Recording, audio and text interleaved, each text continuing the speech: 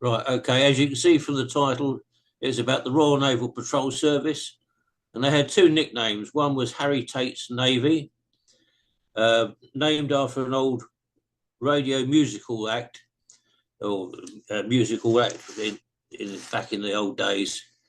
And he could never get anything right. Mechanical things always baffled him. And that sort of seemed to sum up the patrol service. So they got the nickname Harry Tate's Navy. And the other nickname they got was Churchill's Pirates. Um, they didn't always wear full uniform because they were doing a dirty, hard job, and there was no point really messing up decent clothes. And they were in dirty little ships. And it's reported that they went alongside a big ship once, and someone shouted down, "What's going on?" And someone shouted out, "Oh, don't worry about them. They're Churchill's Pirates." So that's how that name stuck. It was been as announced on the Secretary of the Royal Naval Patrol Service Association. I class myself as an enthusiastic amateur researcher.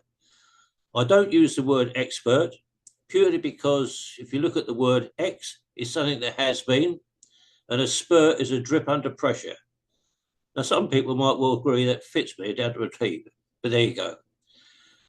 Now, in the Navy, we always use HMS for Her Majesty's Ship or His Majesty's Ship. But when it comes to buildings and shore bases, they still have HMS, and they're known as stone frigates. Nothing like those at all. Look very nice, but actually no good at all for naval purposes. But I'll just throw that in for a bit of a laugh. But it all started really in World War One. There was a need there for minesweepers, and they discovered that they used fishing trawlers because fishing trawlers are used to towing heavy cables behind them and heavy fishing nets. So they thought they could use those for minesweepers. And the crews were in what we called the Royal Naval Reserve, so they used those, and it worked well. After the First World War, they got rid of most of them, but someone had the foresight to keep a small handful of them on, just in case something happened again. And sure enough, it looked as if it was. So in September 1938, just prior to the Munich Agreement, the Sparrow's Nest, which was a pleasure grounds which belonged to the Lowestoft Corporation, was taken over by the Admiralty under the name of HMS Pembroke X, X being the Roman numeral for 10. So therefore, it was the 10th sub-base of HMS Pembroke, which was the main base at Chatham. They took it over as a centre for the mobilisation of the trawler section of the reserve. They had a Captain Piercy, Royal Navy retired, was appointed as captain of the mobilisation centre and as naval officer in charge of Lowestoft. At the time he took over, the buildings consisted of a concert hall, an open-air stage, an old thatched manor house in a very bad state of repair, and several conservatories standing in grounds of about 7 acres. So far as mobilisation was concerned, the Munich episode only lasted for 48 hours, during which time between 4,000 and 5,000 ratings arrived in Lowestoft.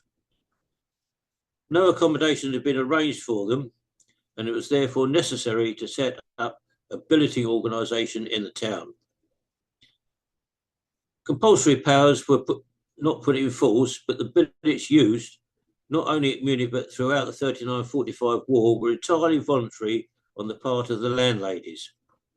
Although at this time the ratings were only retained for 48 hours, it took over a month for the staff to clear up and return stores, etc.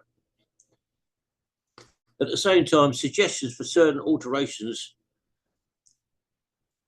were made to the Sparrow's Nest, and the Admiralty considered them, and constant demands were lodged to meet the situation in the event of war again becoming imminent. And when it started, so did recruiting. And that's one of the adverts that went out to come and join the patrol service.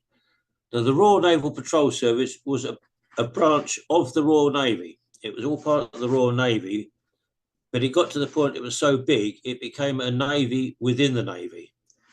And the Admiralty were quite happy for the patrol service to take on the full command of the patrol service. They did all their hiring and firing and looking after everything, and providing nothing went wrong, the outside Navy didn't really get involved with them. So you got that bit, and then this is what, I don't know how well your screens can show you, but a second hand, 42 shillings. They didn't get a lot of money. Cooks, 22 and 9pence. As you can see, all things to try and get them to join. And they devise their own badge.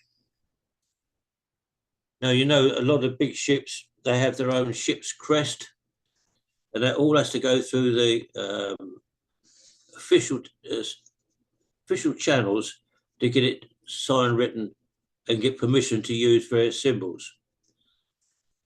But during wartime, a blind eye was turned to it, the fact that smaller ships, perhaps bases like Patrol Service at Lowestoft, didn't have a badge, so people made them up to give a bit of a morale booster.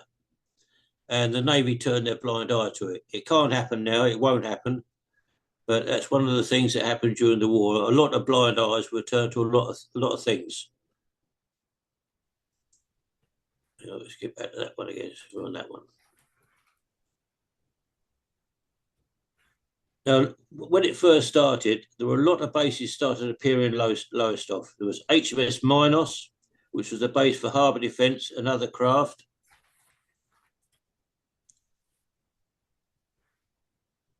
And the other craft was things like barrage, balloon vessels, fuel and stores carriers, motorboats, etc. And that was based in Waveney Road, where the old mission building was, and where coal shipping is.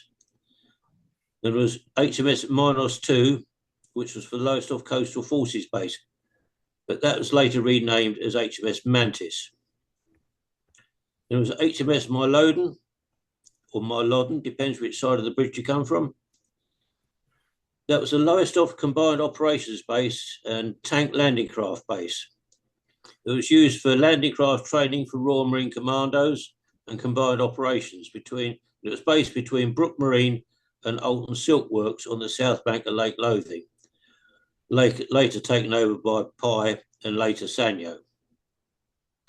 Their function was repairs and maintenance of landing craft, particularly their marine engines, training stokers, which were marine engineering mechanics, to look after such stuff. Then there was HMS Martello, which was based in the harbour, and that's for the local auxiliary patrol and minesweeping base.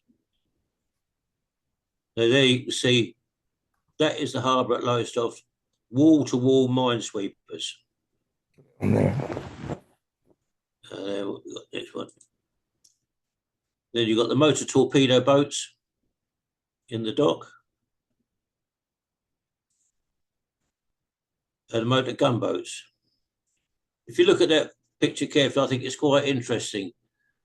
If you can see my cursor, the one on the right-hand side, everybody on the deck there is looking at the camera to have their picture taken.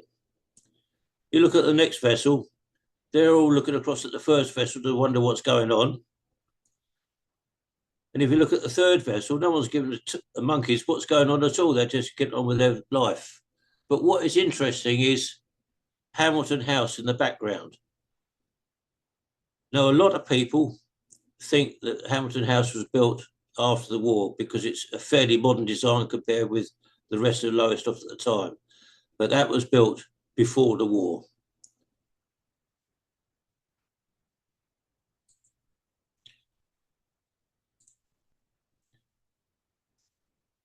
Now, the headquarters building for HMS Edinburgh were in the Mantis, with the Hamilton Dock. You had motor gunboats, motor torpedo boats, motor launches.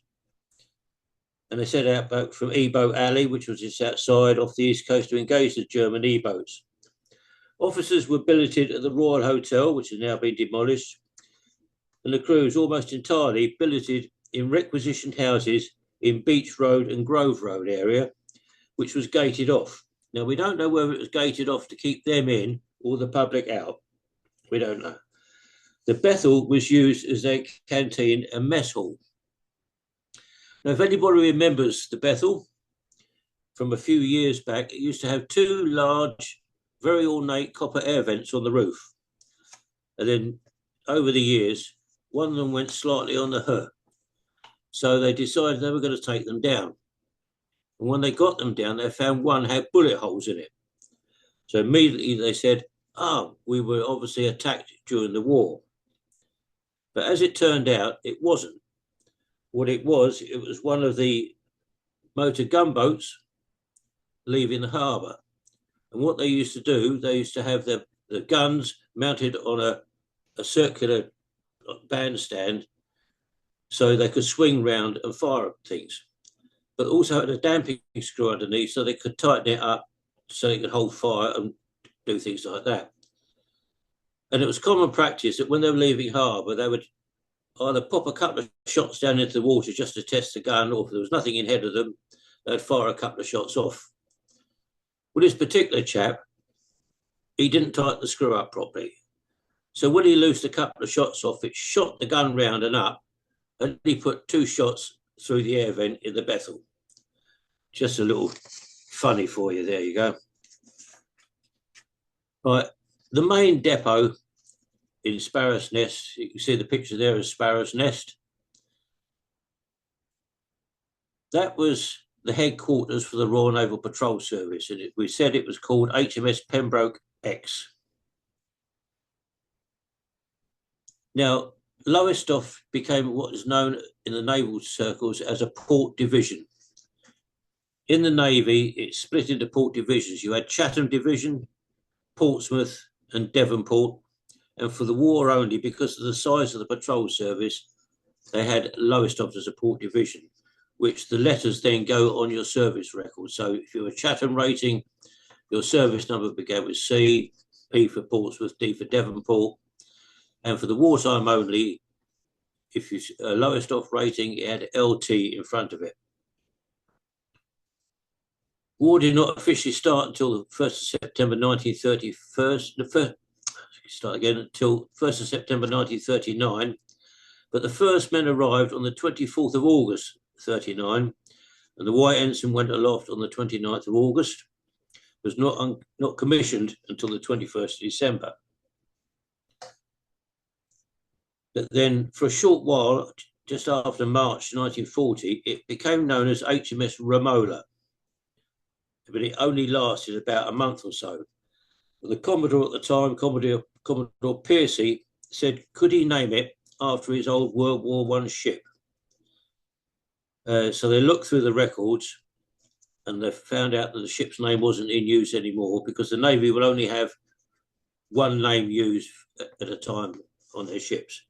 They found out there was no ship called HMS Europa around in World War II, so they were given permission to call the base HMS Europa. When they took over the Sparrow's Nest, the theatre was still in use. There was Elsie and Doris Waters, or Gert and Daisy as they were known. They were taking part in a show in the theatre. A chief at about 4 ratings arrived from Chatham, marched in, promptly kicked them out, and took all the seats out of the theatre. So that was it. The war had now turned up at Lowestoft. As time went on, there was a plan to move the depot to the Lion Hotel at Shrewsbury in June 1940, then to the Barge Hotel Shrewsbury. But both plans were cancelled as they thought this would be seen as running away. So important was the base at Lowestoft that even Lord Haw-Haw, in his messages, used to refer to blowing the sparrows out of the nest and killing the little birdies. So it really got to the point where Germans were seriously worried about it. Now there you can see these buildings that you can see now, which are still in the park. These were built by the Navy right at the outset of the war, and the only bit of the old building is the bit in the corner there. You can see the badge on the wall there, and there's a Royal Marine Band there playing for divisions. Now this bit in the corner, if you can see the cursor moving around, that is now the gents' toilet. If you notice the sign, it says says welfare office. I suppose there is a sort of sideways connection between the welfare office and the toilet.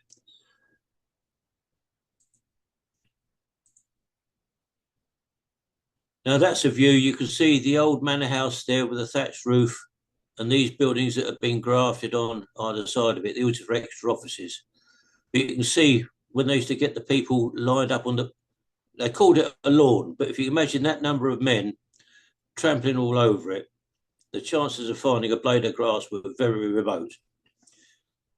But at any one time, there would be about 2,000 men in the base.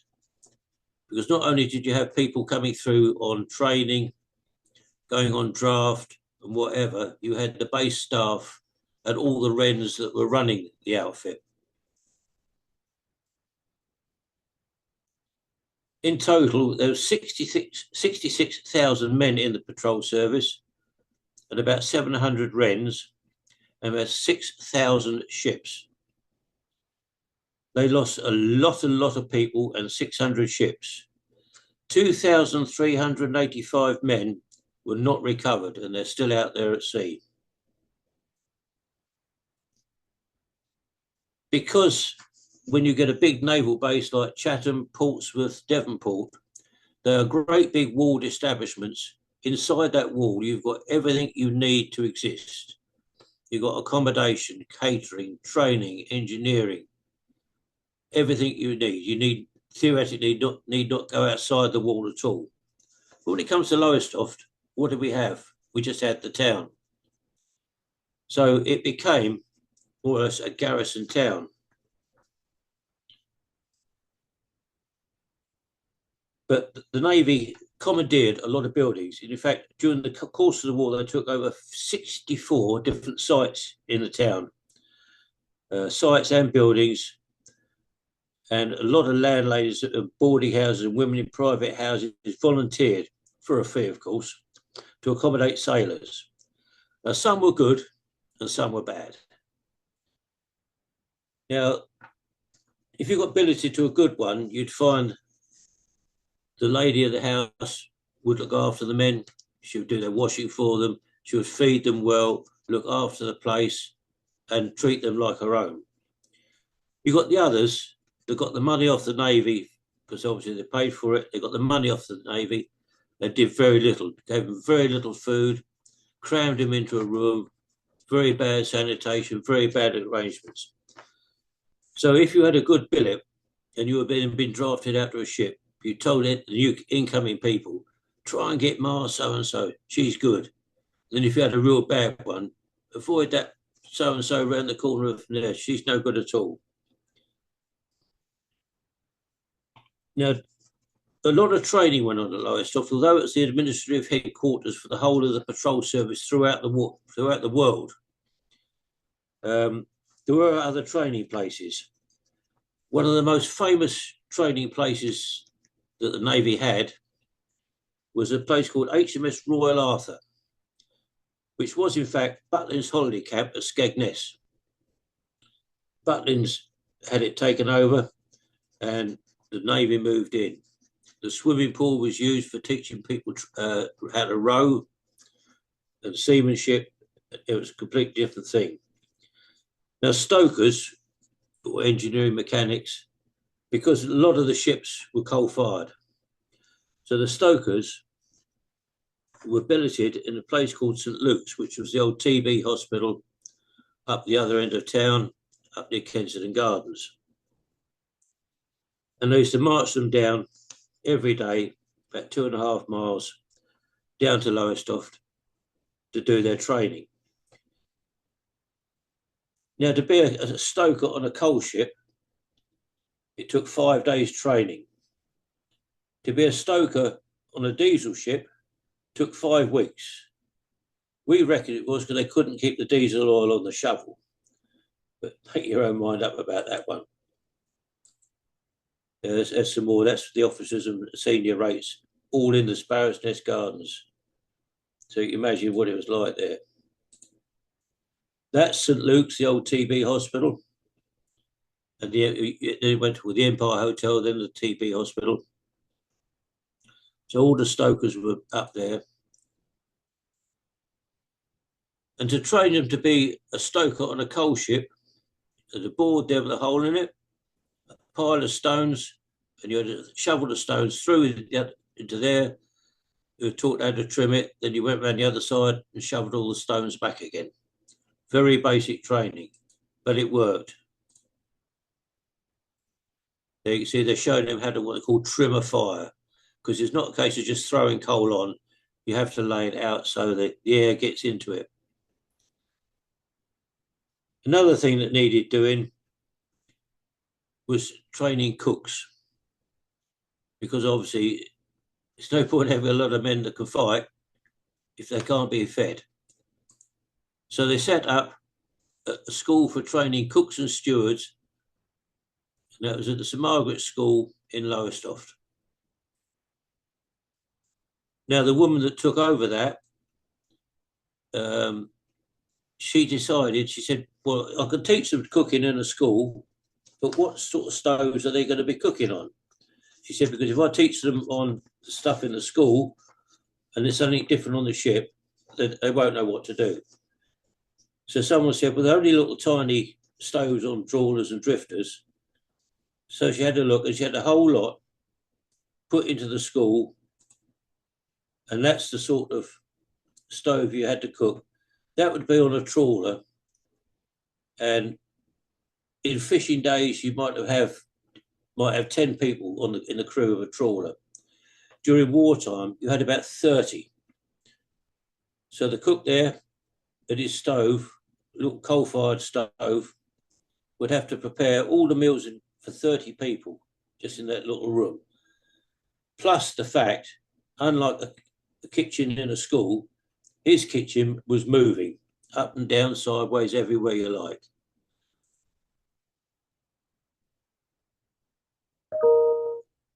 Where we go now?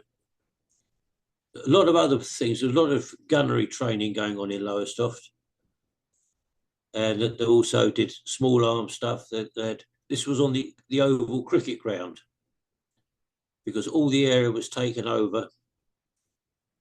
Barrage balloons on the Deans, but they had lots and lots of ships to deal with because they were commandeering them all from the fishing fleet. So we'll run through some of the ships. You've got armed trawlers. A fishing trawler is had a small wheelhouse, a small bridge rather, put on top of the wheelhouse, and it's got a gun mounted on the bow.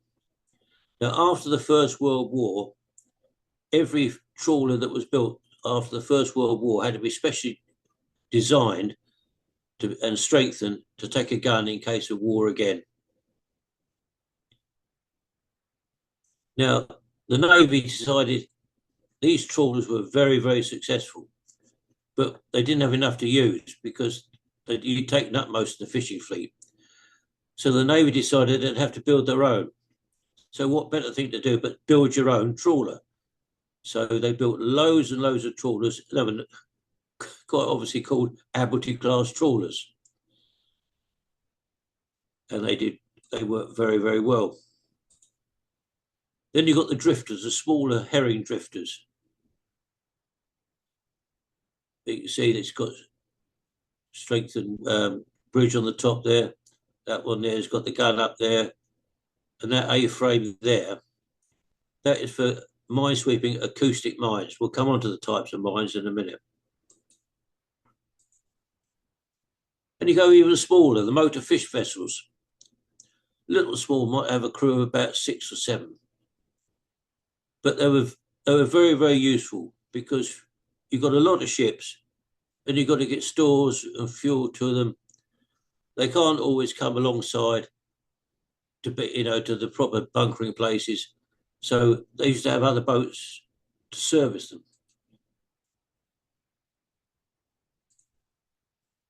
And then paddle steamers, a lot of paddle steamers were used. And one of the main reasons they used paddle steamers was because they don't draw a lot of water. In other words, they don't have a lot of ship under the water. So they were very good for minesweeping in shallow waters.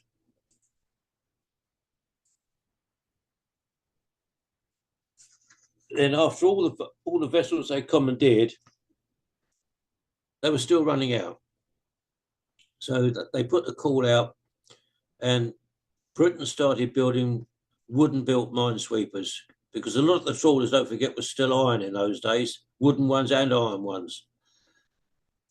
Now, if you're minesweeping for a magnetic mine and you've got a steel ship, your chances are going to be limited. So they built special wooden-built minesweepers called motor minesweepers with the initials MMS. All the other vessels had names, their own ship's names, but these only had numbers prefixed with MMS. Now, the Navy loves to have nicknames for everything. And Jack, being Jack as a sailor, someone once said, you know, what are you on? He said, I'm on a Mickey Mouse, because they got the MMS came to Mickey Mouse. So it got universally called Mickey Mouses. Then when they built the bigger ones, someone would say, I was on a big Mickey. And it still carries on today. But then we still wanted more. So we blew the bugle to America and said, you're building your yard minesweepers in America for yourselves. How about you knock some out for us as well? So the Yanks came through. They built their wooden minesweepers, yard minesweepers, so they were called YMS. And just because they sold them to us or lent them to us, they put a B in front of it. So it was a British yard minesweeper. And they were built in little tiny yards, same as the motor minesweepers, little tiny yards, might only have room for one to build. They would build them, launch them, and it would take them weeks and weeks to sail from the inland America out, sometimes to the Pacific, sometimes to the Atlantic, and then get into the war proper.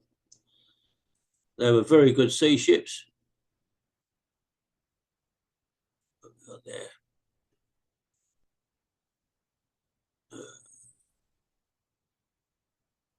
Back, going up and down there, hang on. Bear with me. All right, now I know where I am. Right, other ones, we had motor launches, because some of the places they were minesweeping was in river estuaries. So you don't really want to be taking a big vessel in. So they had to use smaller vessels with a much lighter minesweeping equipment on. And then they used whalers.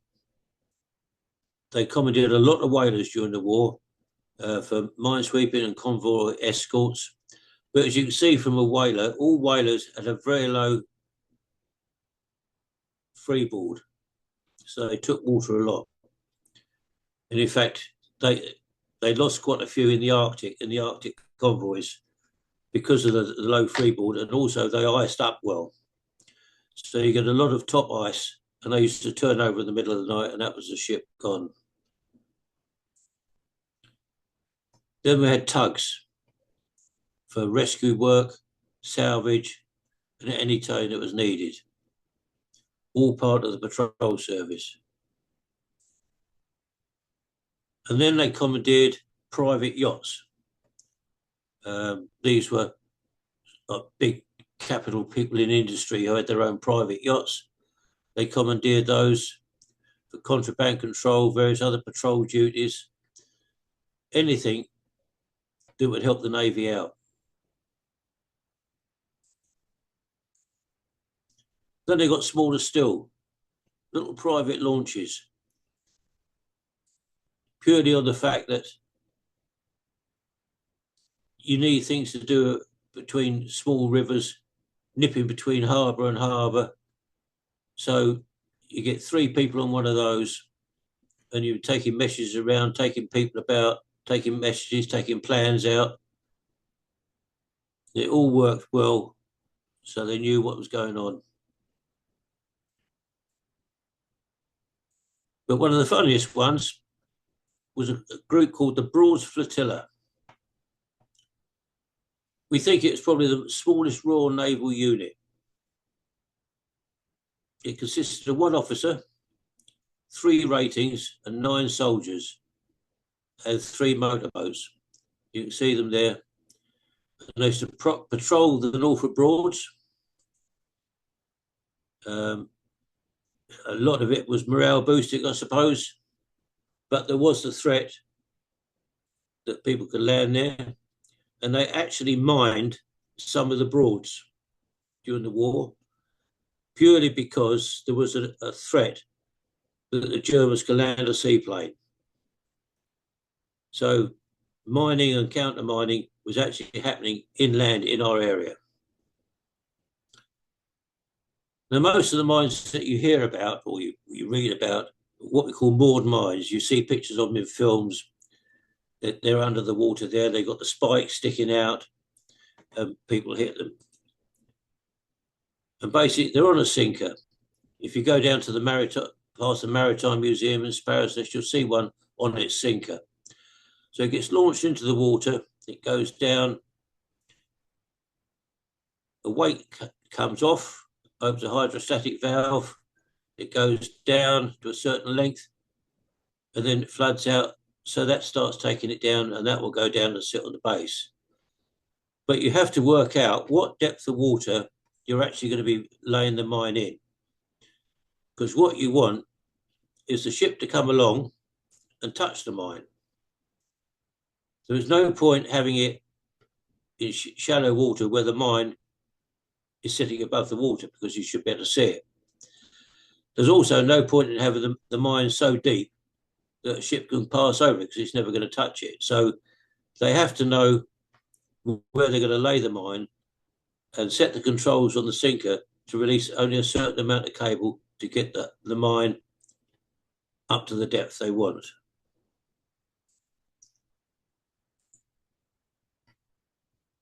Now, when they're mine sweeping for what we call moored mines, they use a thing called an oropesa sweep. Oropesa only means that was a ship it was trialled on originally. So you have a big steel cable coming from the stern of the ship.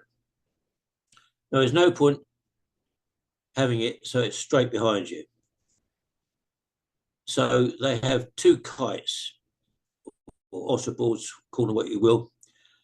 The first one, it flies in the water like you'd fly a kite in the sky. However you rig it tells you what it's going to do. So they rigged the first one so it takes the cable down. So you've now got a cable coming off the ship and going down. The one at the far end is rigged so it flies to the side. So you're sweeping with a big arc going round. And the final thing of it is the float at the end. We've got one at our museum sitting outside. And basically all that is a huge, great fishing float. So when you're mine sweeping, all you can see is the float. So you watch that, and if that starts dancing about or diving under, you know you've caught the mine in your cable. Now, originally, the cable at the bottom end was serrated. So when it came in contact with the cable that held the mine, it would cut through it, and the mine would come to the surface, and then the mine was fired at with rifles, ordinary 303 rifles, to try and penetrate the casing to sink the mine. But as things happened, the Germans realised what we were doing, so they replaced the cable from the sinker to the mine with chain, which obviously the serrated cable was not going to deal with that. So they had to have other cutters. They'd already used a cutter for the steel cables, apart from the serrated one, which was just like a big two blades for the cables to go through and cut it. But when it comes to a chain, they used to have an explosive one. So when the chain went into it, it set off a charge. And you can imagine like a huge, great pair of bolt croppers shutting quickly, and it would cut the chain, and again, the mine would come to the surface. Now, when you're mine sweeping, you don't just go out randomly mine sweeping. You find out where the convoy is going to go, because you've got to sweep a channel that will get a convoy through. Because don't forget, the convoys had all the supplies to keep our country going. So they used to sweep in a pattern. You might have 3 up to 5 sweepers sweeping. First one goes out, he's the one who's taking the big risk because he's going into water, he doesn't know what's in front of him, but hopefully he can find something there. The next ship sails just inside the swept, his bit of swept channel, and so on and so on. But if one of those ships catches a mine and blows up, you don't go back to see if who's there or what's left. All you do, if there's a ship coming back, you close in, so you're still sweeping a channel. Behind the sweepers, a fair distance behind, they have what they call Dan layers. And again, these are huge, great floats. You can see one just sitting there. So they would come behind and they would mark the channel. So when the convoy comes through, they see the Dan boys and they sail between them. And then the Dan boys get picked up later on. But as fast as we were sweeping the mines, the Germans were coming around the next day and putting more in. There you can see one of the kites. So we've got one of those down in the museum, huge great iron thing. And you rig it with chains and wires just to get the angle you want on it. And there's one of the Oropesa floats.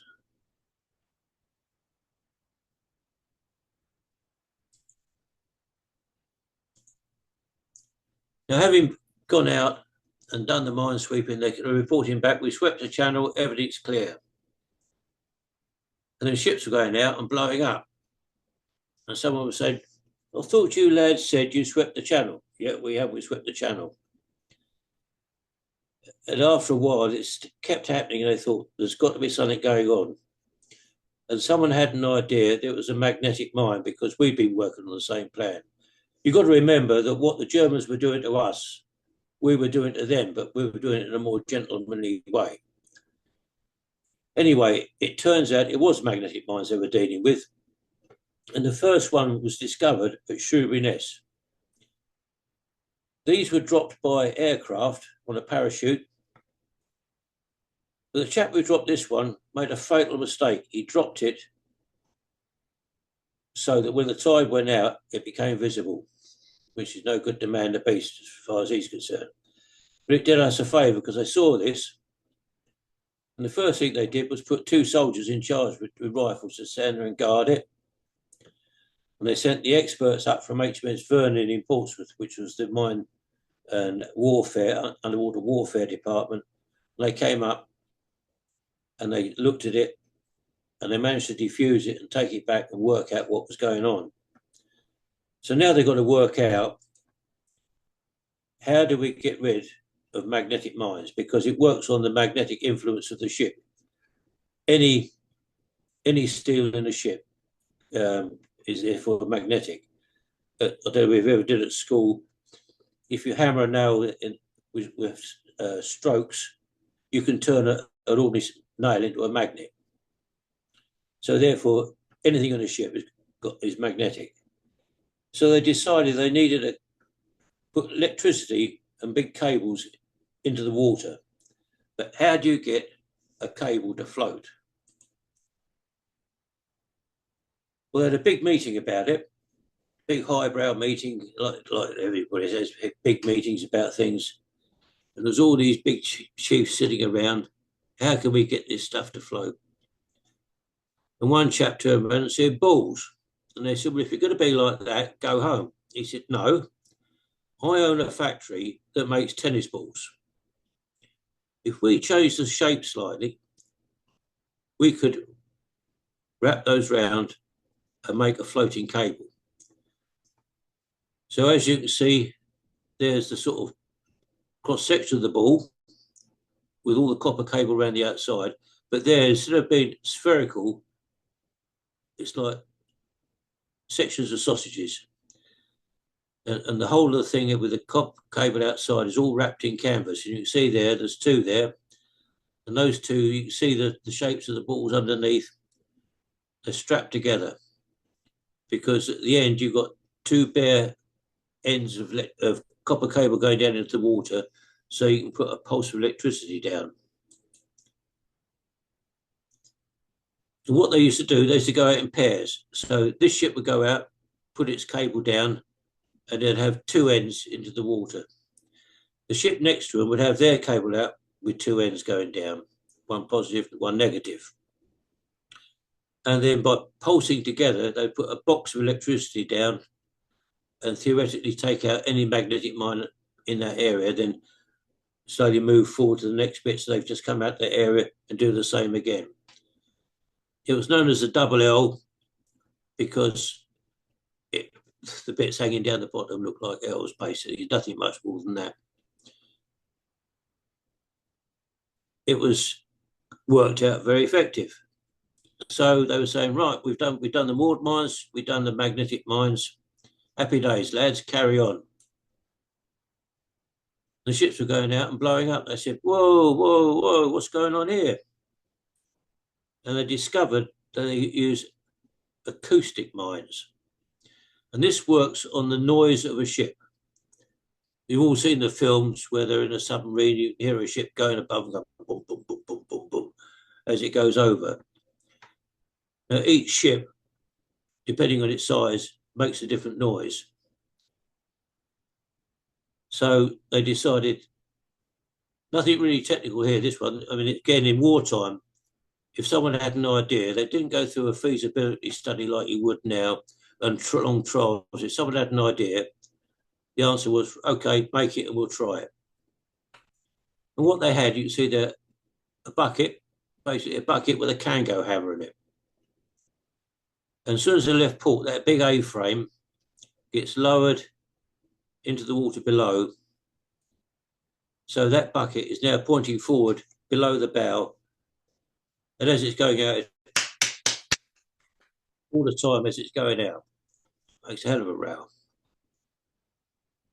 And theoretically, that will take out the acoustic mine. But swines were doing other things. You could set it to the signature of a capital ship. There's not a lot of mileage in taking out a small ship. If you're trying to get enemy ships and all you can do is catch the little one, you're not really gaining a lot. What you want is the big capital ship. So they could set the acoustic mine to pick up the sound of a larger ship. But then, of course, they again, with the acoustic mines and the magnetic mines, they got even better. They could put counters on them. So you could sweep it, a ship could go over it and not set it off. But the 10th one might set it off. You could just delaying action.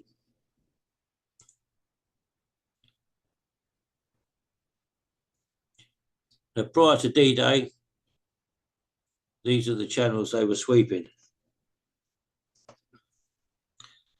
Now, there are a couple of expressions that people use in the war, and I've found these to describe minesweeping.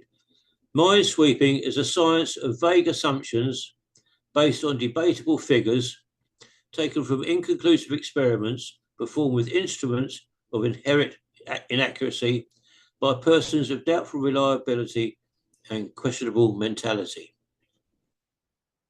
Another one says minesweeping, a war without glory, where death lurked beneath the sea or floated from the air, a war without mercy or discrimination. The mine was impartial and gave no warning. The men who fought this lonely battle did so knowing it was an essential one. Every day each channel had to be swept, otherwise the country's lifelines were clogged and the vital cargoes could not move.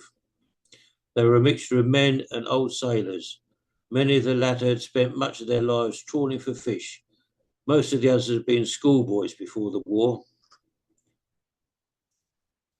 It just shows you the sincerity of the people doing it and the seriousness of the job they were doing. To keep the sea lanes open, 600 minesweepers, which were known as little ships, were lost. And thousands of officers and men died, of which 2,385, as we've already said, were no grave but the sea.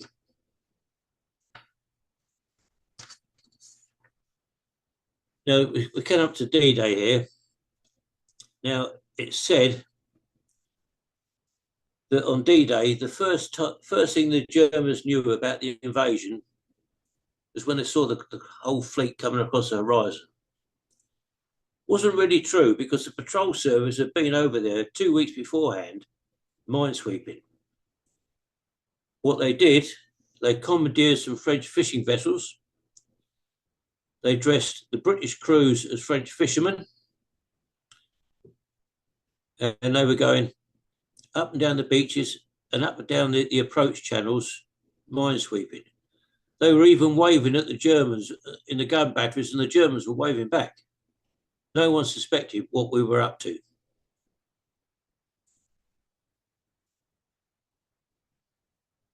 Then much later on, there was another mine, as if that we didn't have enough to worry about, called an oyster mine, and this worked on pressure. So as a ship goes over, it creates a pressure beneath it, and obviously in ordinary water, the pressure stays the same.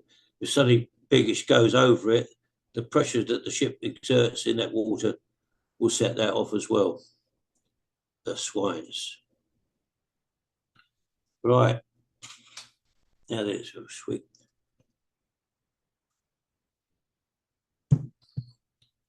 Ships hit mines.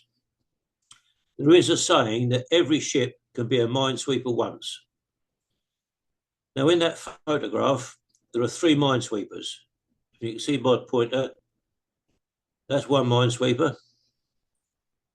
That's another one. And that's the third one up there. That was one of the British Yard minesweepers. It was a total loss, and everyone on board was killed. Not a single person survived. And that's out in the Far East. So it just shows you it's doesn't get very easy, does it? Now, so important was the patrol service that Churchill and the King thought it needed its own recognition. So they devised what we call the silver badge. And there it's the size of an old shilling,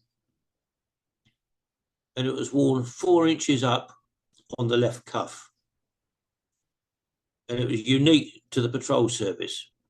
You had to do 6 months at sea minesweeping before you got it. Now it shows a shark representing the submarines, transfixed with a marlin spike, caught in the net, and the 2 mines caught in the net as well. So that shows the minesweeping and the anti-submarine, because apart from the minesweeping duties, the patrol service were on anti-submarine patrols using basic ASDIC, looking for submarines and then dropping depth charges. And the whole of this is surrounded by a rope tied with 2 fishermen's bends to represent the fishing fleet, surmounted by the naval crown and the letters MSAS, minesweeping, anti-submarine. And on the back of this was a pin that would say it's pinned on 4 inches up the left cuff. But then later on, they brought this one out with 4 little lugs, and it had to be sewn onto the cuff. Now, the story went that men were taking the original pin badges off and giving them to their girlfriends or somebody else's girlfriend, we don't know, as like a sweetheart brooch. Some were saying, oh, it got caught in when I put my overcoat on, it got caught and lost it. So the Navy said, well, they'll sew it on and see what happens then. But only about 4 years ago, one of our trustees and a member of the association discovered an official Admiralty document that said the reason why they changed to the 4 sewn lugs was the fact they had no problem getting the silver for the badge. But the little thin pin at the back was steel, and they had trouble getting that. It just shows you how serious stuff was. And there you can see that's how you wear it on the left cuff. Couple of seamen.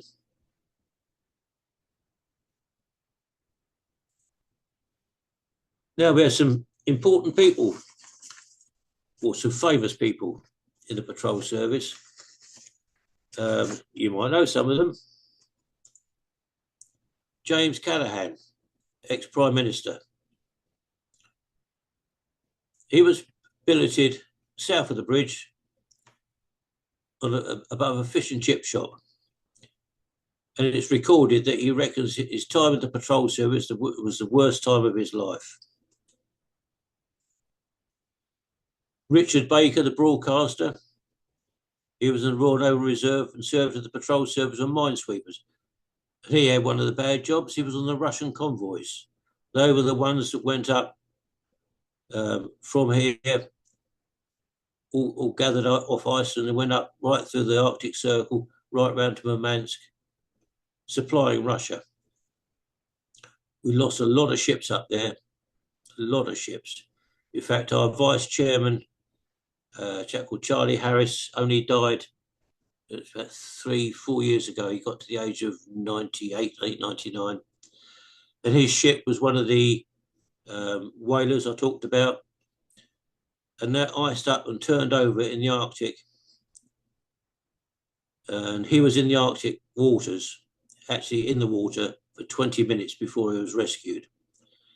And out of the crew, only 3 of them survived. And having spent 20 minutes in the Arctic, a boat rowed across from one of the other convoy vessels, and they got him in the boat, and the chap rowing took his pullover off and gave it to Charlie to put on. But he didn't. He wrapped it around his feet, because by that time, even his feet had frozen to the deck of the rowing boat. And they reckoned by putting that pullover on, it saved his feet. And when they got him on the other ship, because obviously he was almost frozen to death, and when they started to warm him up and bring him round, the pain started kicking in. And he apologised afterwards, because he called all the people in earshot everything he could think of to call them, because it hurt so much. But he did well, he survived. Another patrol serviceman, Patrick McNee from the Avengers. He was on East Coast on the MTBs.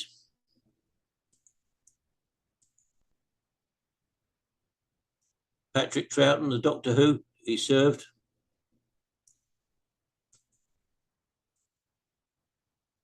John Gregson, he was on minesweepers. He got injured. Neville Shute, the author.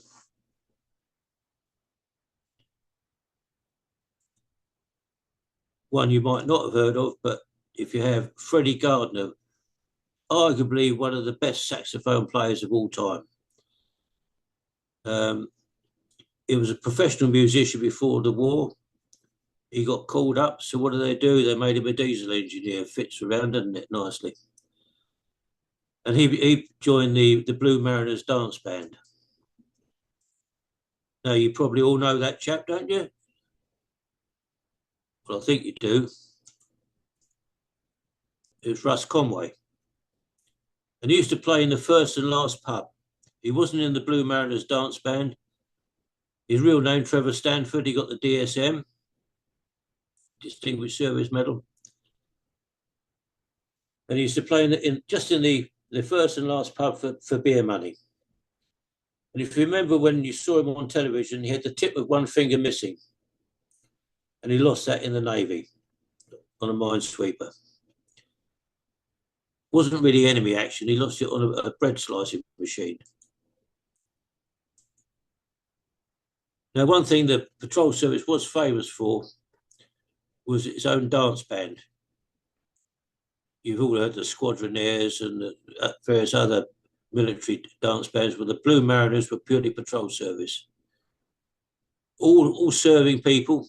One or two of them changed depending on where they were called to, but they tried to keep them together. And they went up to London. They did a lot of radio broadcasts, a lot of big broadcasts that were very, very famous in their time.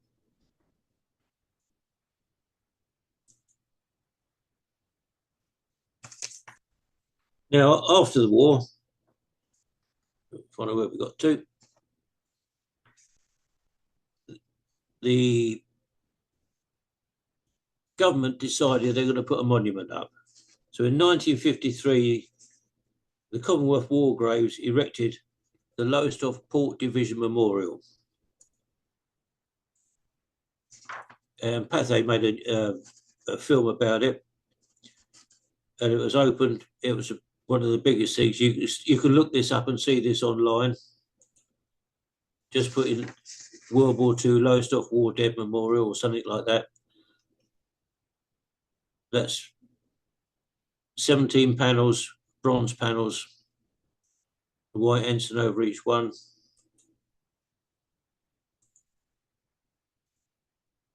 And there's the families. All of those women are widows of people that have got their names on the memorial. And we still have our reunions now. And every year since 1953 and right up to this year, I hope she still comes back again this year. The lady comes from Norwich, and she was a little schoolgirl at the opening of the memorial because her father had been killed. And every year she comes back, which has got to say something, really. And as you know, that's our memorial now. Surmounted by a gold galleon. And just by chance, I'd love to think it was by design, but it's just by chance, when the lighthouse, when the beam goes around, it just catches the galleon and lights it up.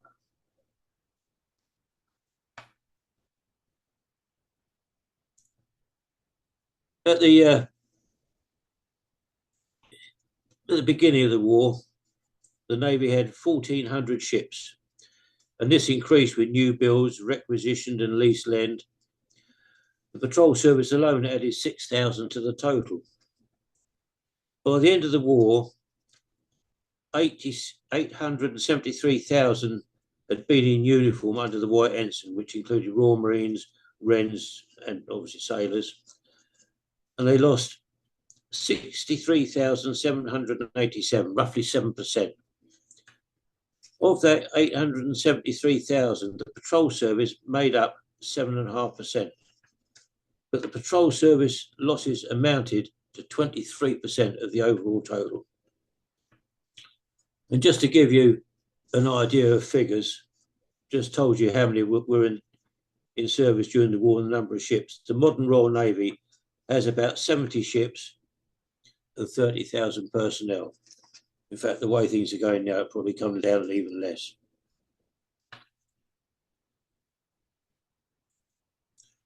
Now we have reunions now. The museum and the association started in 1975.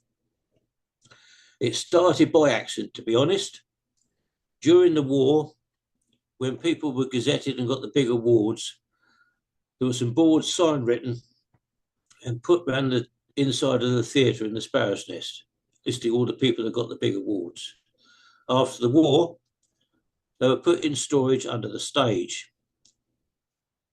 And in 1974, early 75, a chap went down there and he found some builders using some to mix concrete on. And he went back to the council and saw one of the councillors. He said, "You were patrol service, get yourself down there and see what they're doing." Well, he went down there and he saw it, and he went back to the council and he went mad. And they said, "Well, if you're going to kick up a fuss, put them in the gardener's hut," which was a little dirty old hole in one of the emergency buildings that the Navy had built. Put them in there and, keep them out of the way. So he did. But then word got around and people were coming down and saying, "Well, I was patrol service. Do you want this?" Someone else, "Well, I was patrol service. Do you want this?" Before long, there's half a dozen blokes and there was loads of bits and pieces. They said, "What do we do now, lads?" So we could argue that the association and the museum started purely by accident. Had those boards been saved and put somewhere else, we might not have been in existence. We don't know. But since 75, we've opened the museum and we have annual reunions. And this is one of the later ones.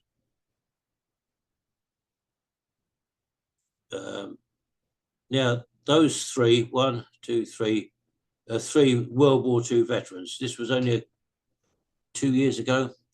This chap here, George Hunt from Portsmouth, still alive, doing well. This chap, Basil Brown, not Basil Brown, Brian Brown, still plays golf every week. I can't even play golf anyway, but he plays golf every week. But he's admitted now he has to use a buggy for getting round. So would I. And that chap there, unfortunately, I went to his 100th birthday party last year. Unfortunately, 2 weeks' time, I've got to go to his funeral in the West Midlands. Chap called Sim Mayu, very, very popular chap. And if you've ever seen the film that's come out recently with Michael Caine called The Great Escaper, he's in that film as well, because they show a newsreel of one of the reunions over there, and you'll see this chap dancing up down in between the crowds, and that's our Sim. What's the next one?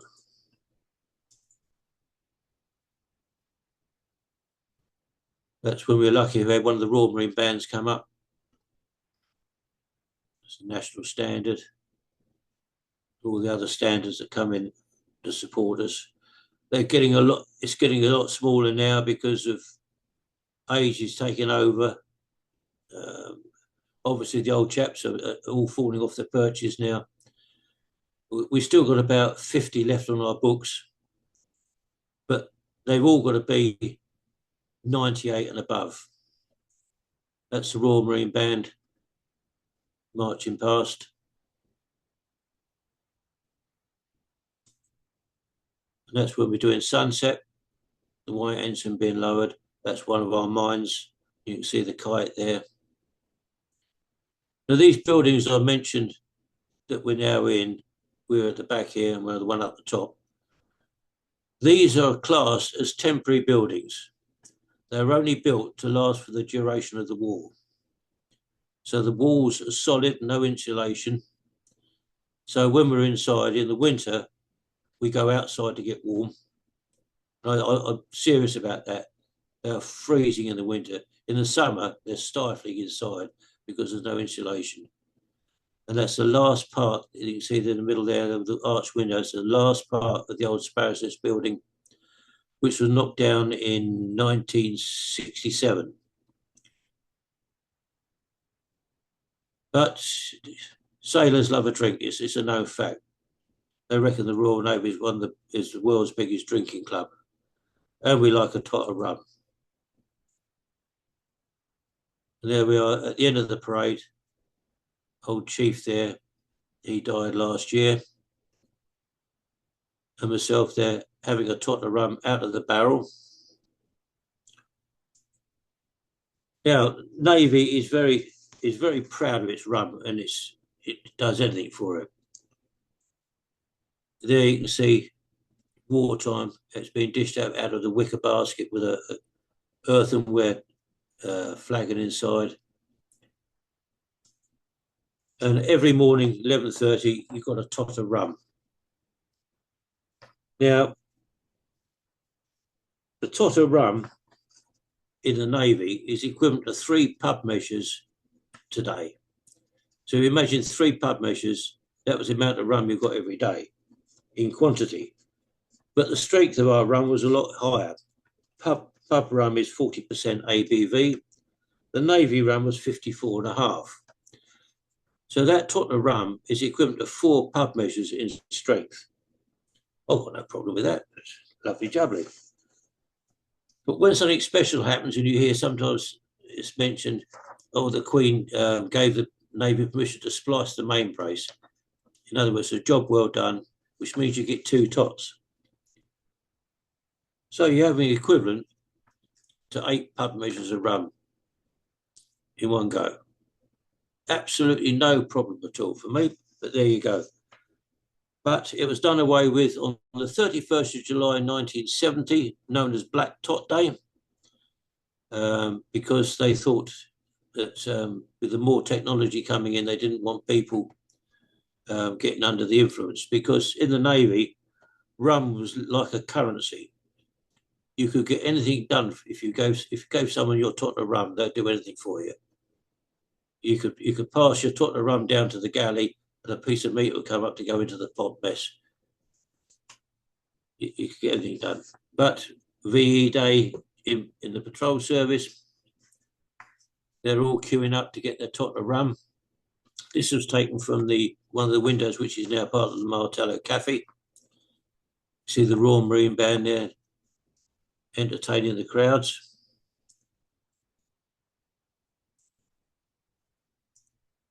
All queuing up for their rum.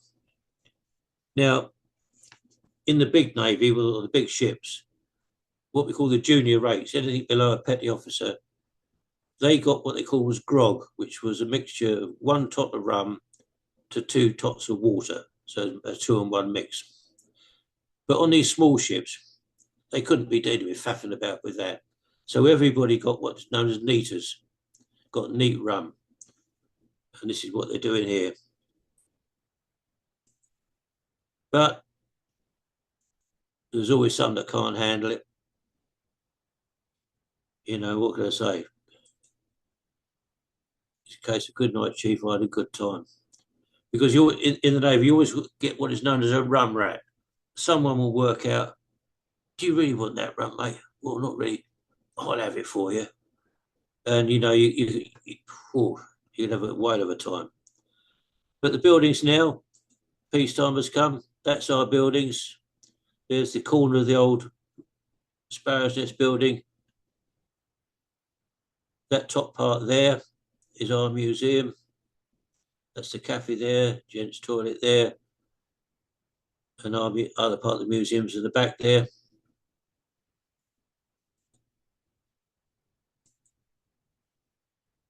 And that's the badge outside on the wall of the building outside. In the museum, we're quite proud of our museum. We've got a lot of stuff in there. Lockdown for the COVID, we must be one of the few people that actually think it was a good thing, because it meant that we had to close. But the government said you can still go to work, and volunteers are still classed as workers. So my wife and I used to drive down there, park right outside the door, lock ourselves in the museum, and the bottom museum had become a bit of a dumping ground because we didn't have the people to look after it properly, running out of volunteers. So we stripped all the old stuff out and totally rebuilt the inside, and the upstairs when we rearranged that. So it meant we could leave all our rubbish lying about. We didn't have to worry about people tripping over it. That's one of the parts upstairs, one of the scenes where bridge scene. We tried to recreate what the bridge of a small vessel would look like. You've got the captain there, or the commanding officer, signalman, first lieutenant, first aider, medic, signalman there. You've got a sparker there doing the radio broadcast. And down below, this is after we rebuilt it all. And you can see it's now a nice museum to walk around, to be honest. I'm not saying it just because it's ours, but it is. It's a lot more attractive now. And you're all welcome down there anytime you like, Monday, Wednesday or Friday mornings, or we can even open at other times. And that's our coloured badge, which we use. And the Latin motto, in ibis petimus, means in depths we search. So now you know all about minesweeping the patrol service. I can only say one thing. Any questions? Fabulous talk, Leo. I absolutely loved all those images as well. Just thinking about the D-Day and the Royal Naval Patrol Service's role in it, which I'd never heard of before. So something I think we definitely need to shout about with the town hall, in the new Town Hall Heritage Gallery. I'm getting a plug in there. But where would the boats come from to take part in that minesweeping exercise for D-Day? The 2 weeks beforehand, they were coming out of French ports. Right. So So, it just totally hoodwinked the Germans totally, because as far as they were concerned, it was French fishing vessels with French crews. oh, with French crews as well. Right. What they were looking at, they were looking at British fishermen dressed as British sailors dressed as French fishermen. So the Germans just thought it's French crews on French vessels. They had nothing to suspect that we're doing anything else apart from fishing, which we weren't. Fishing And for instead. how would they have organised that to sort of be able to commandeer? Was it through the resistance or Yeah, to go in. I mean, because you had two factions in France. You had the ones that were sort of didn't want to be there, and the ones that did want to be there. Well, the ones that didn't want to be there were quite happy for someone to get them out of it. So we went and commandeered their vessels. A lot of French fishing vessels were commandeered and taken over to Southampton and Portsmouth and commandeered there. But they just went to the French ports, right? We're having that, we're having that, we're having that. Yeah, get on with it, lads, you know. yeah. Thank you. It's amazing. I never knew that. It's funny. My granddad on my mum's side, um, he was stationed in Lowestoft. He was trained in Lowestoft. I knew that he was in the Navy during World War II, but I didn't know the half of any of this information. He never really shared much about his experience. I was just wondering. I had a question in relation to that. I was wondering if that's pretty common with Navy veterans of this time, Churchill's pirates. Would it be common for veterans not to share Oh what it yes, was yeah. like? There's different types. There's those that had theoretically what you call a good war, Hmm. and they won't stop talking about it. Like that chap I talked about, Sim Mayer, the chap who's I was going to go to his funeral. Hmm. He was one of our biggest ambassadors. Hmm. He never met anybody and not tell them about the patrol service. He told everybody, every man and his dog. He told them about the patrol service. Hmm. He loved it. There were those, so you could say he had a good war. There are those that saw things which they'd rather not have seen, and a lot of bad times, perhaps a lot of mates killed. Hmm. But they never spoke about it. They came out and they don't want any more to do with it. And there are others that sort of, they came out, well, it was just a job. That's what I did. I just did a job. They don't think they've done anything special. My father was one. Um, if I sort of sat there and asked him a specific question, he would answer it, and that would lead on to other things coming out. But there's a lot of them. It's quite surprising to them. Why would you want to know? All we were doing was what we were told to do. Sure. No, I see what you mean. No, no. So, but if you want to find out about your relative, um, I'll catch up with you and I'll show you how to apply for his service record, and we'll work through that. Hi, Leo. Oh yeah. I understand that some of the trawlers and drifters, did they pick up some of the mines in their nets as they were fishing? Oh, yeah, and still Yeah, do, and still do. yeah, yeah. So there were people lost at sea through that. Yes, yes, there Yeah, were. yeah. After the war, there was if a fisherman or a fishing boat trawled up a mine, what they would tend to do is to put it back over again, Mm-hmm. but buoy the area and then report it. And Okay. then they used to get a little bit of money from the government who used to come out and find it and then dispose of it. And then later years, they stopped the payments. And so the fishermen, when they found them, were just throwing them back over the side and going on again. Oh, goodness. Okay. But there's still a lot of ordnance out there, both ours and theirs, because the Yeah. patrol service, although the war finished at the end of middle of 45, the patrol service didn't finish till the middle of 46 because they were kept on for mine clearance Mm-hmm. and salvage work, because there were a lot of wrecks that had to be moved, a lot of minefields had to be cleared. because the Geneva Convention says that if you lay a minefield, you keep an accurate record. Yep. And like everything else that comes out of Europe, we were following it to the letter. Mm. So we knew exactly where our minefields were. But the Mm. Germans were throwing their mines out like confetti. They didn't have a Scooby Yeah. Doo where their mines were. So Yeah. they were going out minesweeping. That's why there's still a lot down there. Yeah. And your map of where they were working was sort of more in the channel. Whereabouts did they sort of work up the coast, sort of off East Anglia, further up? Where did they? They worked in all waters of the world. Yeah. Yeah. Everywhere. Anywhere where the ships were moving, the patrol Yep. service there. It was always said that wherever a big ship goes, the minesweepers have been there first to clear the channel. Mm. Okay, good. Okay, that was brilliant. Thanks so much. Thank you. Okay, nice one. Cheers, thanks. So Penny is saying thank you. Very interesting presentation. A family member served in minesweepers during World War One, so now I know more about what he did. And then we also have a comment from Maria saying, I can't use my mic, but I wanted to say thanks. Very interesting info, and I think not so widely known facts. That's true. My grandfather was also a rather reticent sailor, mostly the habit of not telling military facts that could be sensitive. And Maria's saying that she also has a service record question, so um, I'm guessing it would be okay for me to send your information at all, Leo, to Maria, or Yeah.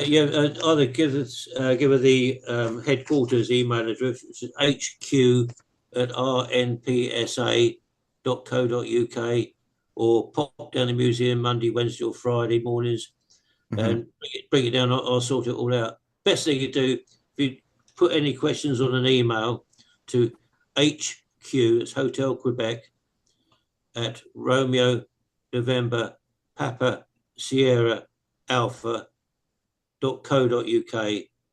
That comes through to me at the museum, but it also gets copied to me at home here, and I'll work through it. Brilliant. Thank you very much. We have a question here which says, how many men do you think were trained at Lowestoft over the period of the war? It's difficult to say. We know that out of the 66,000, they all came here at some point. Wow. Yeah. But there were other training places. We talked about Royal Arthur at Skegness. There was Lochinvar in Scotland. There was Raleigh, Ganges, various other training places, new entry, because don't forget, you had thousands and thousands of men, not only in the patrol service, but the general service, all needed training in. Most of them were getting the brown envelope through the door just saying, you're now in the forces. So they had to be trained up. There was a lot of training that went on at Lowestoft. All the gunnery was done down at Cove High, just down the road. They did square bashing up here and seamanship bits and pieces. We've talked about the stoker training, the cookery training.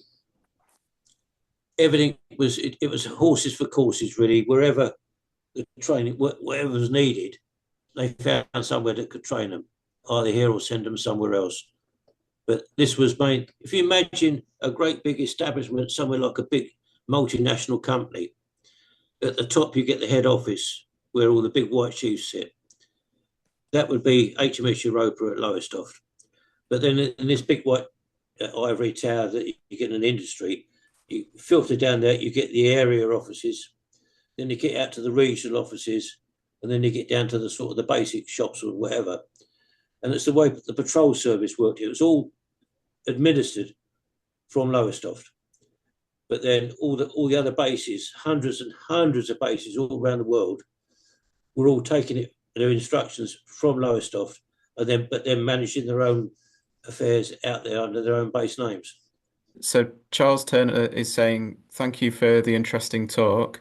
My father was on anti-submarine patrol, and then in 1946 he was on wreck dispersal before leaving the RNPS. Oh, sorry. Your museum is very well with the visits and return visits too. Excellent. Lovely job. Yeah, we do our best down there. Oh, and Andrew's saying thank you very much, Leo. I'm hoping to come back to the museum this year. Nice Oh, one.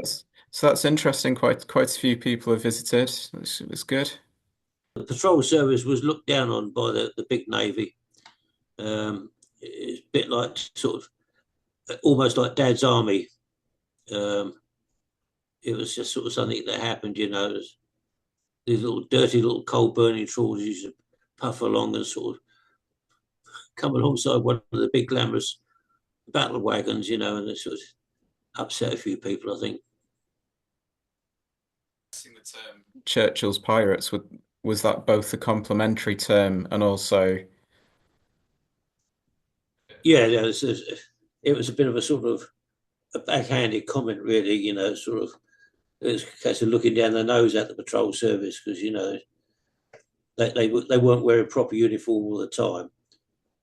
But, you know, if you, a little dirty coal burning ship, because don't forget, in a little ship like that, when it comes to coaling ship, everybody mucks in. Everybody's getting dirty. You're living closer. You haven't got the fantastic sanitary facilities that the big ships have. You haven't got the washing facilities. You know, it's almost a case of what you're having to wash for. You're not going ashore.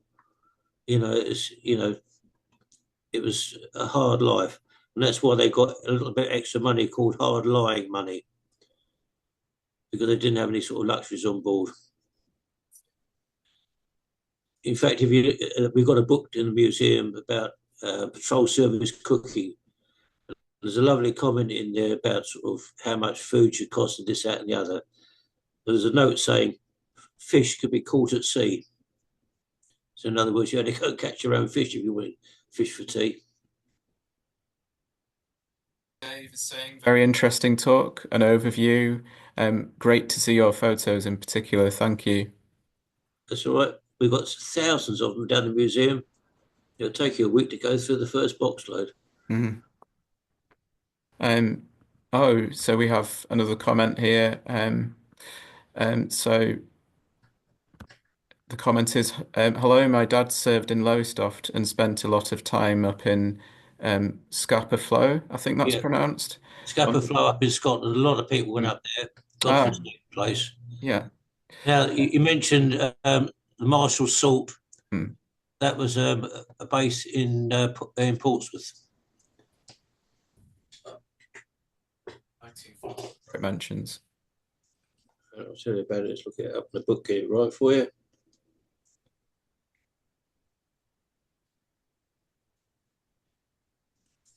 Marshall Salt, yeah. Where we got 45, 41.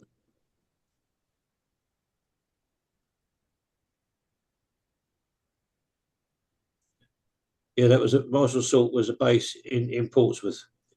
It varied between Devonport, Portsmouth, and the Nore. But it was actually, where was it? Commissioned during the Second World War. It was a trawler base in Portsmouth, in Number 2 Basin, which is still used for minesweepers.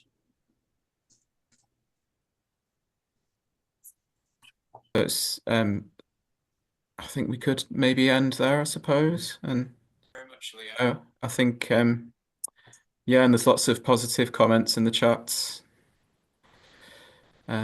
Yes, I think I'll stop recording. Yeah.